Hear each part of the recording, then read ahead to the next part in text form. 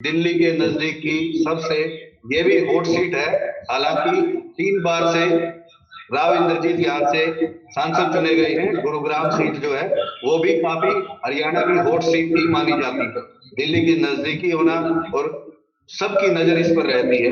राव इंद्रजीत इस बार भी दावेदार हैं। इस बार जो रैली हुई थी उसमें भी प्रधानमंत्री नरेंद्र मोदी ने उन्हें छोटा भाई कहा था और कहा था कि मेरा राव इंद्रजीत पर पूरा विश्वास है। तो हालांकि इस बात से सबने कयास लगा लिया था कि बीजेपी राव इंद्रजीत को ही इस बार देगी, लेकिन फिर चर्चा तो कयास तो फिर भी लगाए जाते रहे हैं।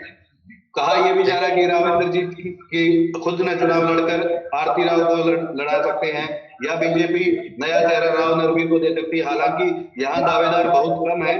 बाकी बीजेपी कोई नया चमत्कार कर दे तो कोई मतलब कहना गलत नहीं होगा। तो कमल जी के पास चलते हैं। कमल जी, गुरुग्राम से आपको क्या लग रहा है? हालांकि राव इंद्रजीत का दावा तो काफी मजबूत है और उस रैली के बाद तो और ज्यादा मजबूत हो गया था। बिल्कुल, गुरुग्राम जो सीट है वहां जो दबदबा है राव इंद्रजीत का, लगातार वहां दबदबा देखने को मिला। आप देख सकते हो पिछला इतिहास उठाकर आप देखिए कि जो एक पूरी लॉबी है गुरुग्राम के आसपास, अहिरवाल का इलाका कहा जाता है। अहिरवाल के इलाके में राव इंद्रजीत का अपना खासा प्रभाव वहां हमेशा देखने को मिला है और यही कारण है कि राव इंद्रजीत प्रबल हैं। बीजेपी के लिए कहीं ना कहीं वो फिट बैठते हैं।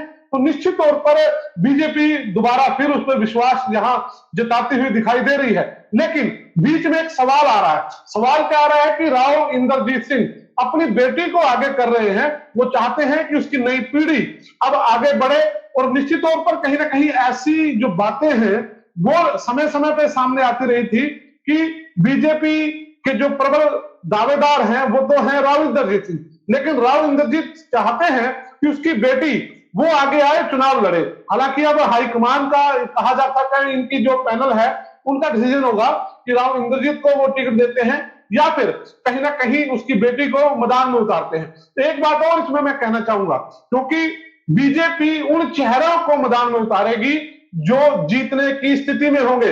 बीजेपी किसी भी सूरत पर कहीं भी कोई रिस्क नहीं ले सकती। हालांकि अगर बीजेपी राव इंद्रजीत को दरकिनार करती है तो वहां उसको एक बड़ा खामियाजा भुगतना पड़ सकता है। तो इसलिए लगता नहीं कि राव इंद्रजीत को साइड में किया जाएगा। तो निश्चित तौर पर मेरे अनुमान के अनुसार ये जो सीट है गुरुग्राम की दोबारा रिपीट होती हुई दिखाई दे रही है। बिल्कुल सही बात है, क्योंकि राव इंद्रजीत एक बड़ा चेहरा है और मोदी का हाथ भी उनके ऊपर है। डॉक्टर साहब, आपका क्या मानना है गुरुग्राम सीट को लेके? विकास जी, सर्वप्रथम तो आपको ये कहना चाहूंगा कि जो गुड़गांव लोकसभा क्षेत्र है उसका जो निर्णय है, उसका जो डिसाइडिंग फैक्टर है वो हमेशा रामपुरा हाउस है और रामपुरा हाउस का अपना एक दबदबा है। राव इंद्रजीत जी को लोग वहाँ पे एक अलग छवि है, उनका अपना वजूद है, उनका अपना वोट बैंक है। और जिस प्रकार मोदी जी ने, आपने देखा होगा 2 सप्ताह पहले जब रिवाड़ी में मोदी जी आए थे तो उन्होंने सरेआम स्पीच से उनको अपना दोस्त कहा था। तो मुझे नहीं लगता पार्टी संगठन कोई भी नाम भेजे, वहाँ पे एक सिंपल सा एक ही नाम होगा, आप रात को भी आप देख सकते हैं या 10% लिस्ट आ जाए। वहाँ पे सिर्फ राव इंद्रजीत की वही डिसाइडिंग फैक्टर है, वही जीतेंगे, वही पार्टी का एक ही नाम होगा। आरसीपी की जहाँ तक बात है, हर पिता चाहता है उनका बच्चा राजनीति में आगे बढ़े, लेकिन बीजेपी फिलहाल ये चाहती है उसको कई विधानसभा में देखा जाए। अभी तो लोकसभा के लिए महत्वपूर्ण है और उसमें राव इंद्रजीत को बढ़िया उनके पास मुझे नहीं लगता कोई कंडक्टर